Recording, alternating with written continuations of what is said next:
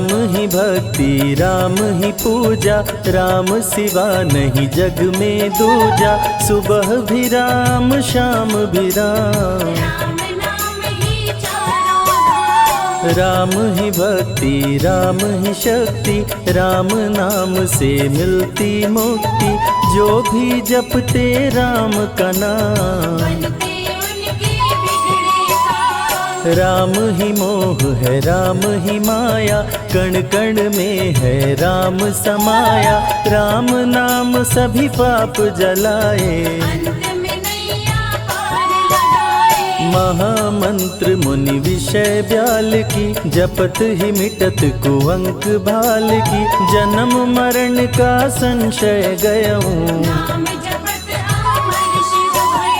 सुमिरि पवन सुत पावन नामा। अपने वश करी राखे रामा, राम नाम से प्राणी तरते। जब जब होई धर्म की हानि, बाढ़े असुर अधम अभिमानी। तब तब राम लिए अवतार, राम ही मारे राम दुलारे। संकट से प्रभु राम उबारे, भक्त जनों के राम ही ईश्वर। जल के ऊपर सेतु बनाए, राम नाम पत्थर तैराए। राम की चरण धूलि जो पाए,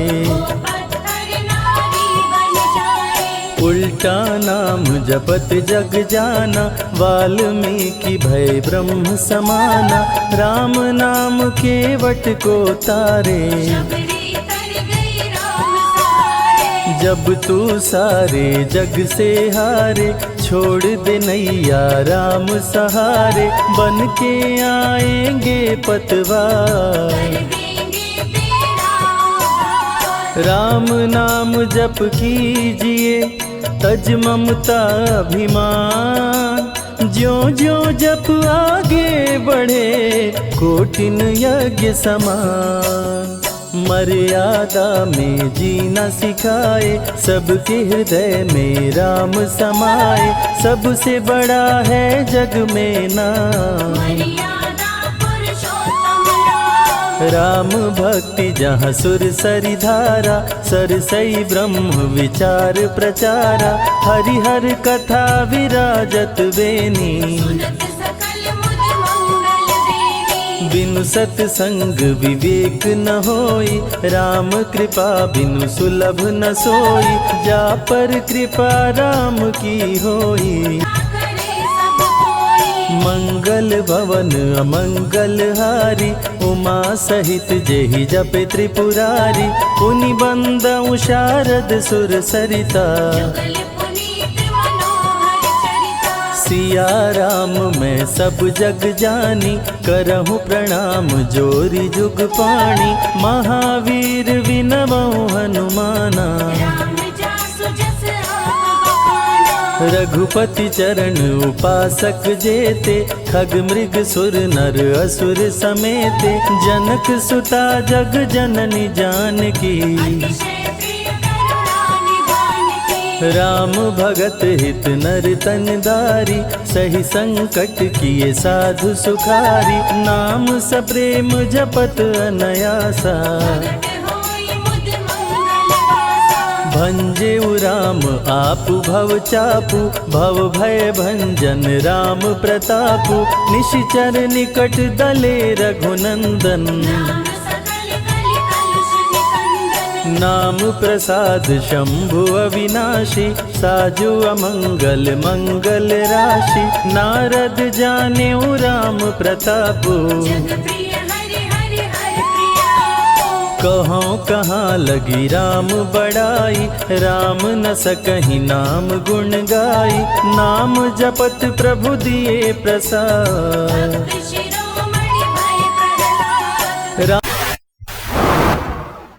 और कह देश से कह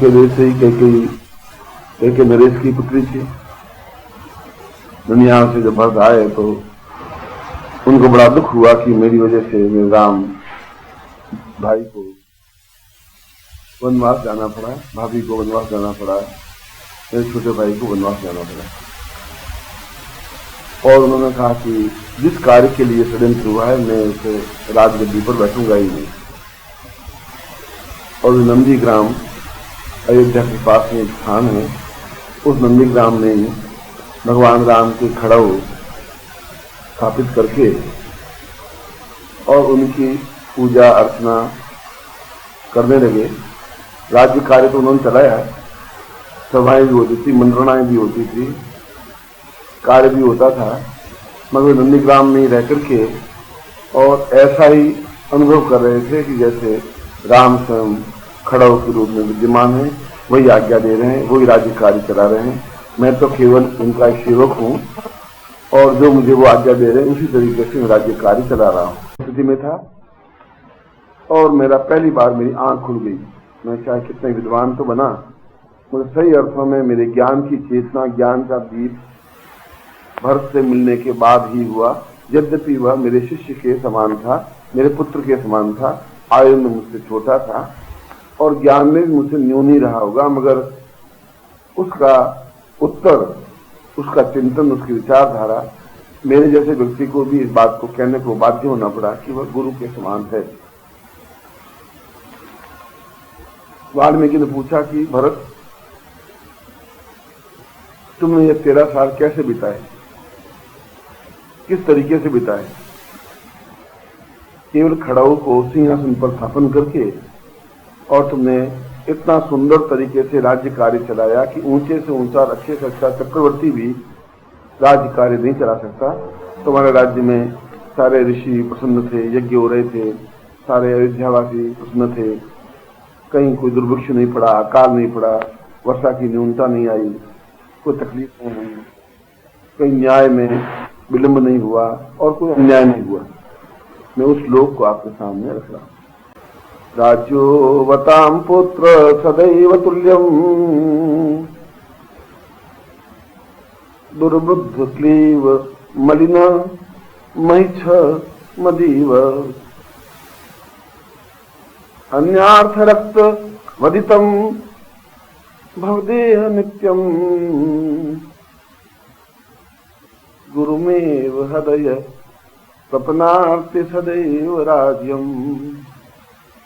भरत ने कहा कि वाल्मीकि, आप मेरी प्रजा तो हैं मगर मेरे लिए पूजनीय है, वंदनीय है, क्योंकि आप ऋषि हैं, योगी हैं, सन्यासी हैं और आपने यह प्रश्न करके मुझे धर्म संकट में डाल दिया है कि मैं आपको इसका उत्तर दूं।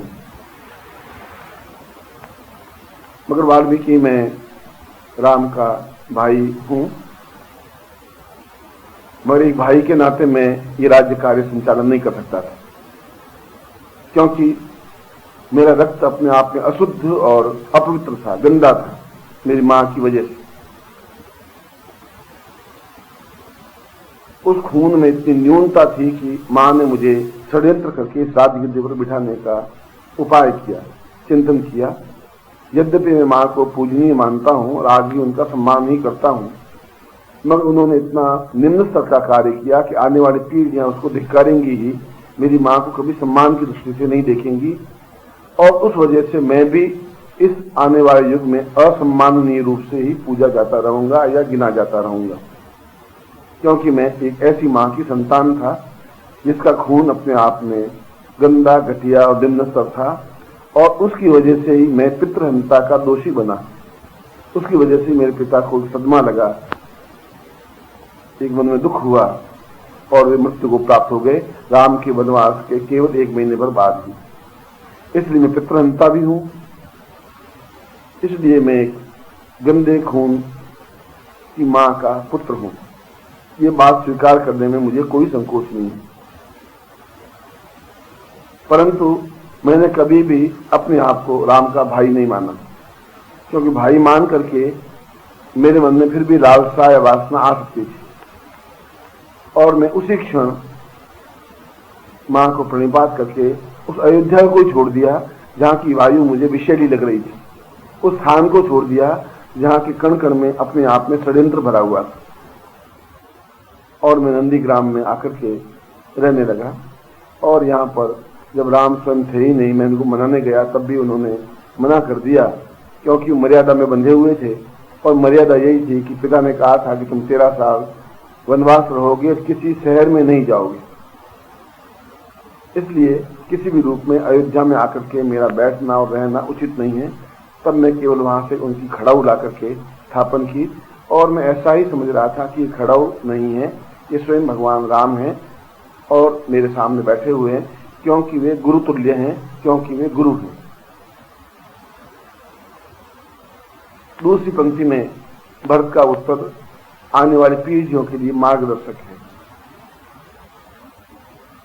और केवल अगर राम राज्य शब्द बना है तो भरत के उत्तर से बना है, राम के राज्य की वजह से नहीं बना है। अयोध्या में दशरथ के राज्य की वजह से भी राम राज्य शब्द नहीं बना है। राम राज्य शब्द वशिष्ठ ने कहा कि भरत तुम्हारी वजह से ये राम राज्य बन सका है, यद्यपि वह भरत राज्य की तरह था। भरत ने कहा कि मैंने निश्चय कर लिया था कि वे सही अर्थों में मेरे गुरु हैं, मेरे चेतना पुंज हैं, मेरे प्रकाश पुंज हैं, और वे ही मेरे हृदय में जब स्थापित होंगे तभी मैं राज्य कार्य को सही ढंग से संचालित कर सकूंगा, क्योंकि मुझ में इतनी बुद्धि, इतनी चतुराई, इतनी योग्यता, इतना राज्य कार्य की निपुणता नहीं है। न मेरे पास मंत्री थे, न मेरे पास सलाहकार थे, न मेरे पास मार्गदर्शक थे। मैं भी उन्हीं की तरह वनवासी बनकर के ही इस जीवन को यापन करना अपना ज्यादा उचित समझता हूँ और उचित समझता था, क्योंकि यदि मेरे गुरु, जहां भी शब्द गुरु प्रयोग किया राम के लिए किया है, यदि मेरे गुरु वनवासी हैं, जंगल में रहते हैं, तो मुझे भी जंगल की तरह ही रहना चाहिए। यदि वे रूखा सूखा खाते थे तो मैंने भी कभी घी लगा करके रोटी नहीं खाई। यदि उनको वहां सही सब्जी नहीं मिलती होगी तो मैंने भी एक दिन भी 13 साल में सब्जी का उपयोग नहीं किया। और वे भूमि शयन करते थे तो मैं नित्य भूमि शयन करके ही जीवन यापन करता था। और यदि वे दुखी और तनाव थे तो मेरे चेहरे पर एक दिन भी हर्ष की लकीर नहीं आई। यद्यपि मेरी पत्नी मांडवी मेरे पास थी, लोग सलाह लेने, मंत्री आते थे, समस्याएं आती थी राज्य कार्य की, उन समस्याओं को मैं सुलझाता भी था, मगर इसलिए सुलझाता था कि मैं राम की तरह ही अपने जीवन को व्यतीत कर रहा था, गुरु की तरह ही व्यतीत करता था। और जब तक गुरु हृदय में स्थापित हो ही नहीं सकते तब तक जीवन में निपुणता नहीं आ सकती, तब तक जीवन में पवित्रता नहीं आ सकती, तब तक जीवन में दिव्यता आ ही नहीं सकती, तब तक जीवन में उच्चता नहीं आ सकती। हम चाहे लाख राजा बन जाएं, चक्रवर्ती राजा बन जाएं, हम चाहे धनवान बन जाएं, ऐश्वर्यवान बन जाएं, मगर जब तक हृदय में गुरु रूप से दीप, ज्ञान का दीप प्रज्वलित नहीं होगा तो बिना ज्ञान के प्रकाश में जीवन को सही ढंग से और संसार को सही ढंग से गतिशील नहीं कर सकते। और गतिशील नहीं कर सकते तो मेरा जीवन और हमारा जीवन अपने आप में तुच्छ है, बेकार है, अधन्य है, कुमार्गी है और श्राप युक्त है। जिस प्रकार से मेरी माँ का जीवन श्राप युक्त है, आने वाली पीढ़ियां उनको एक अलग दृष्टि से ही देखेंगी, वह नहीं धुल पाएगा। एक बार जो दाग लग गया है वो दाग लग ही गया है, और वह दाग मेरे जीवन पर भी लगा ही है, क्योंकि मैं उसका पुत्र रहा हूं। इसलिए मैंने इस राज्य कार्य को संचालित करने के लिए सबसे पहले अपने हृदय में भाई के स्थान पर उनको गुरु मान करके ही, पूर्ण गुरु मान करके, यहाँ तक कि वशिष्ठ बैठे हैं उनसे भी उच्च स्तरीय गुरु मान करके अपने हृदय में स्थापन किया। यह तो केवल कुल गुरु हैं, वो मेरे जीवन गुरु हैं। ये दोनों में अंतर है। मेरे पूरे जीवन के श्वास श्वास में वे राम बसे हुए थे, और जब भी मैं बोलता तो जय गुरु राम ऐसा शब्द उच्चारण करता है। जब भी मैं कोई सलाह देता, मंत्रणा करता, तभी मैं जय गुरु राम बोल करके फिर मैं निर्णय देता और न्याय करता। इसलिए वाल्मीकि आप तो पितृतुल्य हैं, तब तक जीवन में अनुकूलता प्राप्त हो ही नहीं सकती, तब तक जीवन में अनुभव प्राप्त हो ही नहीं सकता, तब तक जीवन पवित्र और दिव्य नहीं बन सकता, जब तक हृदय में गुरु रूपी दीपक स्थापित नहीं होगा, ज्ञान रूपी दीपक स्थापित नहीं होगा, तब तक जीवन कलंकित ही रहेगा। क्योंकि हमारा कोई न कोई कार्य जीवन में ऐसा होगा ही जिससे हमें कलंक प्राप्त हो, हम चाहें या नहीं चाहें। लोग हमें कुछ न कुछ तो कहेंगे, कोई लोभी कहेगा, कोई लालची कहेगा, कोई स्वार्थी कहेगा, कोई अय्यास कहेगा, कोई भोगी कहेगा, कोई कहेगा इसके आंख में विकार है। और अच्छी बात हमारे तथ्य और हमारे जीवन पर लागू होगी ही नहीं, तब तक लागू नहीं होगी यदि पूर्ण रूप से हमारे हृदय में गुरु स्थापित नहीं होंगे। दूसरी बात भरत ने कही वाल्मीकि, मैंने कभी इस बात के लिए मन में एक क्षण भी मेरे मन में विचार आया ही नहीं कि मैं राजा हूं या मुझे राज्य कार्य संचालन करना आता है या मैं कार्य करता हूं। यद्यपि ये स्वाभाविक है कि 24 घंटों में मैं 23 घंटे बराबर कार्य करता था, शायद राम 1 घंटे ही सो पा रहे हो, क्योंकि भाभी उनसे बिछुड़ करके रावण के यहाँ चली गई थी और रावण ले गया था, तो स्वाभाविक है कि वे स्वाभाविक नींद नहीं ले पा रहे होंगे। और मैंने भी निश्चय कर लिया था कि 1 घंटे से ज्यादा मैं कभी निद्रा लेता ही नहीं था, और 1 घंटा भी इसलिए लेता था कि निद्रा भी जीवन का एक आवश्यक तत्व है, यह मान करके 1 घंटा विश्राम करता था। उसको आप विश्राम कहें वाल्मीकि, उसको आप निद्रा कहें, ये आपकी इच्छा के अनुरूप है। उस समय मैं बिल्कुल तंद्रा में होता था, निद्रा में नहीं। तंद्रा का मतलब है जागता हुआ, चैतन्य, एक क्षण विश्राम करता हुआ। तीसरा भरत ने कहा कि मैंने अपने जीवन में एक ही क्षण और एक ही चिंतन प्राप्त किया कि किस प्रकार से राम वहां रह करके भी सुखी हो सके, किस कार्य से सुखी हो सके, किस तरीके से सुखी हो सके, और उनकी सुख के नियंत्रण में हमेशा अपने एक एक क्षण को उनको ही समर्पित किया है।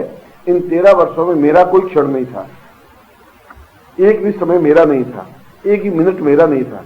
मैंने उस मिनट का अपने लिए कभी उपयोग नहीं किया, प्रत्येक क्षण उनको समर्पित था। और वो जैसा भी आदेश मेरे हृदय में, क्योंकि उनका ज्ञान का दीपक प्रकाशित था, और वो जो भी मुझे आदेश मिलता मैं उसी के अनुसार कार्य करता। और जब हृदय में ज्ञान का दीप या गुरु दीप स्थापित होता है, अपने आप मार्गदर्शन मिलता रहता है। ये जरूरी नहीं है कि हम किसी से बातचीत करें या टेलीफोन करें या मिलें, वह तो अपने आप एक चेतना प्रकाश होती रहती है कि अब मैं क्या करूं, अब मैं क्या कर रहा हूं, क्या यह कार्य गुरुदेव के लिए उचित है, क्या उनकी विषाद की रेखा मिट रही है। क्योंकि इस त्रेता युग में, इस युग में, इस रघु से लगा करके दशरथ के युग तक इतनी घोर यंत्रणा, इतना कोई दुख राम के समान कोई भोगा नहीं। एक राजकुमार पैदल जंगल के रास्ते पर चले और भटके। एक राजकुमारी जानकी जैसी राजकुमारी, जिसको असूर्यम पस्या कहते थे, और ये कहा जाता था कि उसके ऊपर यदि चंद्रमा की किरणें भी पड़ जाती तो फफोले हो जाते थे। इतनी राजकुमारी थी, इतनी सुंदर थी, इतनी कोमल थी। सूर्य की धूप पड़ने पर तो क्या स्थिति हो सकती थी, चंद्रमा की किरण भी पड़ जाती तब भी वह जलनशील हो जाती थी, उसका पूरा शरीर फफोले से हो जाते थे। वह राजकुमारी भी पैदल राम के साथ चल पड़ी। शायद मैंने कितना पाप किया, उनको कितना दुख हुआ, और उसके वियोग में राम कितने अधिक व्यथित हुए होंगे, वह व्यथा पूरी की पूरी मैंने अपने ऊपर ओढ़ने की कोशिश की। हर क्षण मेरा चिंतन राम के प्रति ही रहा। राज्य कार्य करता तो और कोई मन राज्य कार्य करता, सलाह देता, मंत्रणा देता। मेरा क्षण तो केवल इसी कार्य के लिए था कि मेरे गुरु कहाँ हैं, मेरे राम कहाँ हैं और वे किस प्रकार से हैं। यह बराबर मैं प्राप्त करता रहता था सूचना। एक क्षण भी मैं उनसे अलग नहीं हो पाया। अगर वे जमीन पर सोए तो मैं जमीन पर ही सोया, मगर प्रयत्न यह करता रहा कि किसी न किसी तरीके से मैं उनके विषाद को मिटाऊं।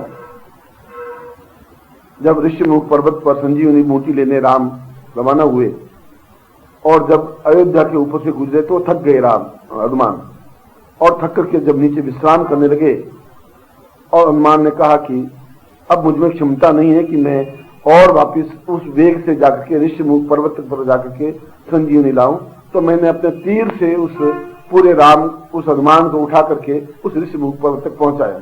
और मैंने इसका श्रेय नहीं लिया, क्योंकि मेरा धर्म था कि मेरा भाई मूर्छित है और इससे राम के चेहरे पर एक विषाद है, दुख है। मैं उस विषाद, अगर राम गुरु के प्रति या गुरु के चेहरे पर विषाद है तो मेरा जीवन तो जिंदे जी ही लकड़ियों में जलाने लायक है। मैंने ऐसा ही आरक्षण में विचार किया। यदि उनके चेहरे पर मुस्कुराहट नहीं है तो मैं मुस्कुराहट देकर के उनके पास नहीं जाऊं, अपने शरीर को जला करके चला जाऊं, राख ही उनके पास पहुंचे। फिर मेरा जीवन को जीवन नहीं है, फिर मैं शिष्य हूं ही नहीं। फिर मेरी कोई आत्मा नहीं है, फिर मेरी कोई दिव्यता नहीं है, फिर मेरी कोई चेतना नहीं है। इसी चिंतन को मैं बराबर रहता रहा और मेरे जो सलाहकार थे, जो मार्गदर्शक थे, जो यहाँ थे, उनसे बराबर उनको भेज करके मालूम करता रहता था कि राम की क्या स्थिति है और उस स्थिति के अनुसार अपने आप को ढालता रहता था। और वाल्मीकि मैंने 13 सालों में एक क्षण भी मुस्कुराया नहीं। आज से तो बहुत अलग बात, मुस्कुराहट तो शायद कल सुबह होगी जब राम आएंगे, जब मैं राज्य कार्य वापस उनको सौंप दूंगा, जब मैं उनके चरणों में अपने आप को गिरा दूंगा और उसके बाद एक क्षण भी मेरा शरीर रहे नहीं। उस समय अगर वे अपने चरणों में मुझे समर्पित कर दें, समाप्त कर दें, तो ये मेरा सौभाग्य होगा। वाल्मीकि चौथी बात उन्होंने कही कि मेरा इतना ही जीवन धन्य था जितना जीवन नंदीग्राम में व्यतीत किया। इससे पहले का जीवन अपने आप में कलंक युक्त था। आगे के जीवन की मुझे आकांक्षा नहीं है, क्योंकि मैं कल का समय हर्ष का, उल्लास का है और कल का दिन जीवन का सबसे दुखदायी दिन है। हर्ष और उल्लास का जीवन तो इसलिए है कि राम आ रहे हैं, मेरे गुरु आ रहे हैं और मैं उनके चरणों में एक बार वापिस सशरीर उनको अपने जी भर के अपनी आंखों से देखूंगा, उनके चरणों में लिपटूंगा, अपने आप को समर्पित करूंगा। विषाद युक्त इसलिए है कि मैं उसके बाद भी सांस लूंगा। ऐसा एक कलंकित जीवन, इतना घटिया जीवन लेकर के उनके पास कैसे खड़ा रह पाऊंगा, कैसे आंख मिला पाऊंगा कि मेरी मां ने षड्यंत्र किया था, कैसे आंख मिला पाऊंगा कि मेरी वजह से मैं पितृहंता बना, मेरी वजह से पिता मरे। मेरी दृष्टि ऊपर उठेगी कैसे? यदि कहीं विधाता है और वाल्मीकि यदि आप में कुछ चेतना है तो आप ऐसा मुझे आशीर्वाद दीजिए कि उसी क्षण मेरी मृत्यु हो जाए, मैं समाप्त हो जाऊं। उसके बाद ऐसा कलंकित चेहरा उनके सामने मैं रखना नहीं चाहता। और वाल्मीकि जीवन का मेरे ये सब क्षण इसलिए धन्य थे कि मैं भरत था, इसलिए नहीं, इसलिए भी नहीं कि मैं अयोध्या का राज्य चला रहा था, इसलिए धन्य था कि मैं शिष्य था।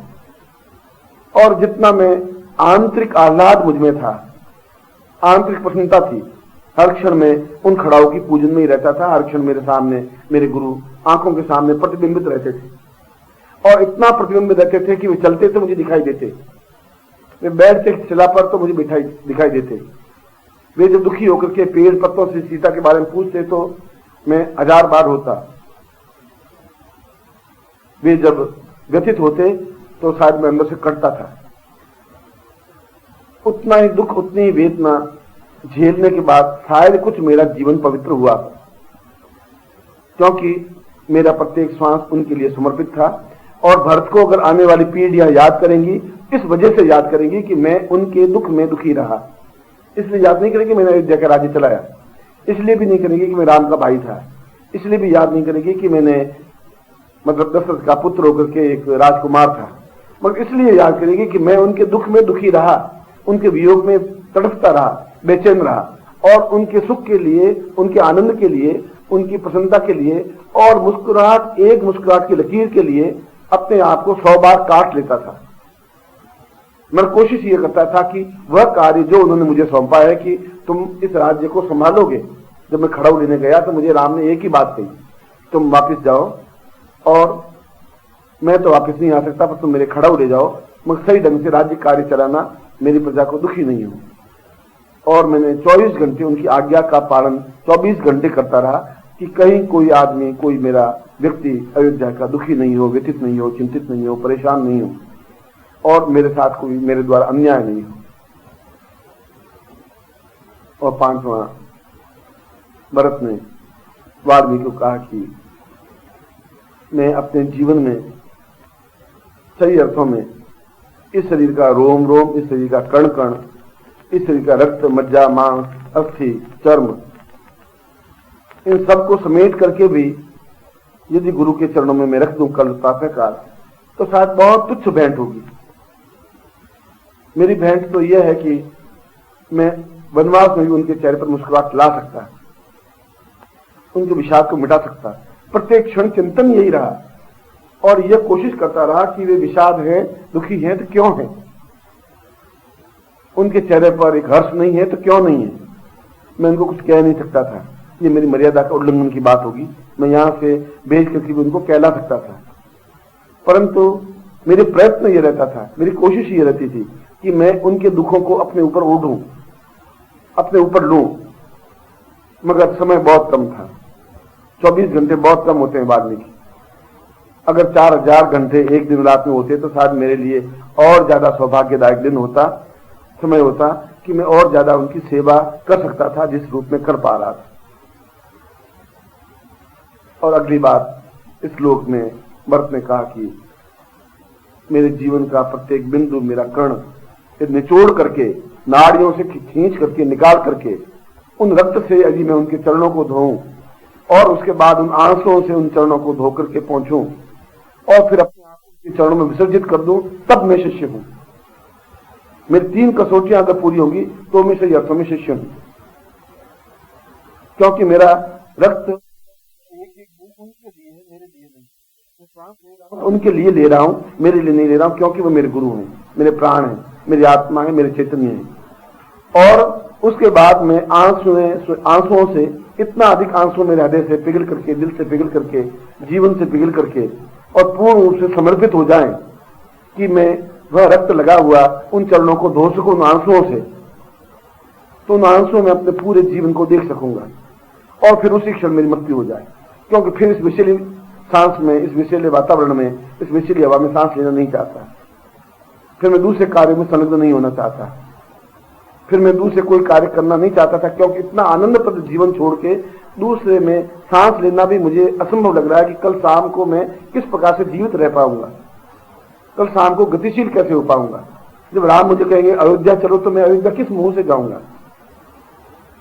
उस राज्य को राम के आने के बाद भी उनके कार्य को सही ढंग से गतिशील नहीं कर सका तो मैं शिष्य किस प्रकार से कहलाऊंगा। उनकी आज्ञा का एक अक्षर निकले और उससे पहले ही मैं कार्य कर लूं तो मैं शिष्य हूं। आगे का मेरा जीवन का कार्य इस प्रकार से हो, ऐसा आप वशिष्ठ और वाल्मीकि आप मुझे आशीर्वाद दें कि वह मुंह से अक्षर निकले और अक्षर निकलते मैं समझ जाऊं पूरी आज्ञा क्या है और उस पूरी आज्ञा का मैं पालन कर दूं। जब छत्रपति औरंगजेब के दरबार में गए शिवाजी, और कैद करने से पहले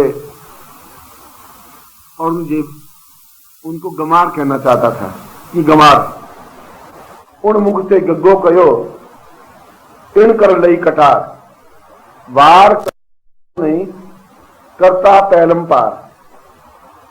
कि उन्होंने, औरंगजेब ने गवार की जगह ग बोला, इधर ग बोला, इधर छत्रपति कहा से कटार निकली भरे औरंगजेब के दरबार में, और ग वार कैन पाया। उस वार तो बोल नहीं सका औरंगजेब, उससे पहले तो कटार फेंक दी और कटार उनके साइड में लग करके पार हो गई, सीने में लग जाती तो औरंगजेब समाप्त हो जाता। एक अक्षर बोला, उससे पहले उसने कार्य कर दिया।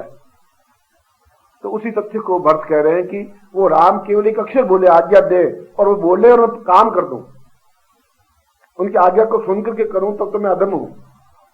आप दें तो आशीर्वाद ऐसा दें, वो कहे और मैं तुरंत कर दूं, मैं समझ जाऊं, क्योंकि उनके प्राण मेरे प्राण एक है, उनकी धड़कन मेरी धड़कन एक है, उनकी चेतना मेरी चेतना एक है। यदि ऐसा है तो फिर उनके शब्द और मेरे शब्द एक हैं। और अंतर इतना है कि वे मेरे गुरु हैं, मैं उनका शिष्य हूं।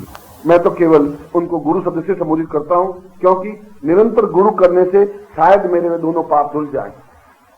उन दोनों पापों को धुलने के लिए निरंतर उन राम को गुरु ही माना है और जीवन के अंतिम क्षण तक मैं गुरु शब्द से ही संबोधित करूंगा। और आने वाली पीढ़ियां यदि ये कहेंगी भाई कैसा हो, तो भरत जैसा हो, तो ये राम की ही, गुरु की अनन्य कृपा होगी।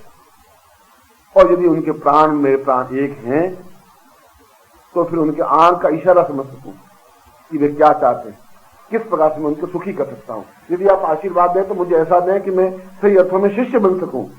मुझे राजा नहीं बनना है, मुझे भरत भी नहीं बनना है, मुझे अयोध्या में नहीं जाना है, मुझे और कोई कार्य करना ही नहीं है।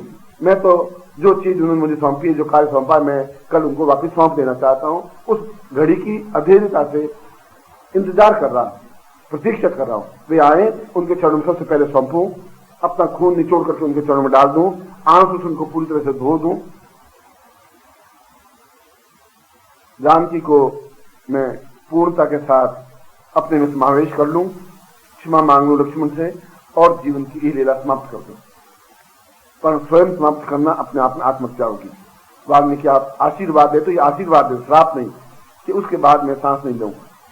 मैं सांस लेना नहीं चाहता, क्योंकि मेरे होठों पर गुरु शब्द अंकित है, खुदा हुआ है, अंकित है। एक एक पंक्ति, एक एक सांस गुरु के साथ जुड़ी हुई है। एक भी क्षण आप देख ले अपने ज्ञान से, एक भी क्षण में गुरु से अलग रहा हूं तो उतना बड़ा श्राप, उतना बड़ा दंड मिले कि मैं कोढ़ी बन जाऊं, मेरा पूरे जीवन कोढ़ से युक्त हो जाए। एक क्षण भी शायद ऐसा मेरा नहीं गया है, एक क्षण भी मैं उनको गुरु रूप में ही माना है, उतारा नहीं। और अंतिम बात भरत ने कही थी, मैंने भाई बनके भी देखा है, मैं राजा बनकर के भी राम को देखा है, मैं दशरथ नंदन बनकर के भी देखा है, मैं ग्रस्त बनकर के भी मांडवी मेरे पास बैठी है मैं देखा है, और सभी रूपों में राम को देखा है। मगर जो शिष्य रूप में मैंने गुरु को देखा है, उसके जैसा सौभाग्य तो जीवन में प्राप्त हो ही नहीं सकता है। ये साथ मेरे जीवन के बहुत बड़े कई जन्मों के पुण्य होंगे कि यह अवसर मिला कि मैं 13 साल तक उनको गुरु शब्द से संबोधित कर सका। हो सकता है कल मुझे राम मना कर दे कि तुम मुझे गुरु मत कहो, भाई कहो या बड़े भाई कहो, तो मैं विवश हो जाऊंगा, मजबूर हो जाऊंगा। मगर ये 13 साल इस दृष्टि से मेरे सौभाग्यशाली हैं कि मेरे होठों पर कोई शब्द खुदा नहीं, अंकित नहीं हुआ। जैसे छेने से पत्थर पर अंकित हो जाता है अक्षर, उसी प्रकार से मेरे होठों पर गुरु शब्द अंकित हो गया है। वे मिट नहीं सकते, क्योंकि मेरा प्रत्येक श्वास आज भी और आने वाले समय के लिए भी केवल इसी बात के लिए समर्पित होंगे, इसी क्षण के लिए समर्पित होंगे।